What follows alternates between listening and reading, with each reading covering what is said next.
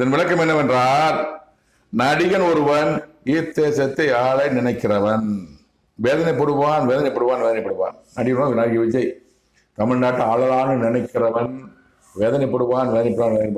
தமிழ் முதலமைச்சர் ஆக மாட்டாரு, ஆனால் வேதனைப்படுவாரு. துரோகிகளான வேதனைப்படுவான்.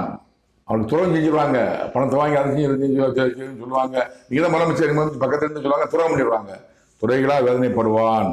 அவரை சுற்றி உள்ள துறைகளாக வேதனைப்படுவான். வெளியே தர மாட்டாங்க. அதை சுற்றி யார் இருக்காங்களோ, யார் சொல்ல விரும்பல, பேர சொல்ல விரும்பல, அவர்களால் தான் நடிகர் விஜய் வேதனைப்படுவார். இத்தேசத்தை விட்டு அந்நிய தேசம் செல்வான்.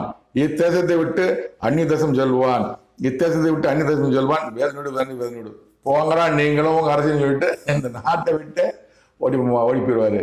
முதலமைச்சர் மாட்டாரு, அரசியலை விட்டு விலகி விடுவாரு. இந்த நாட்டை விட்டு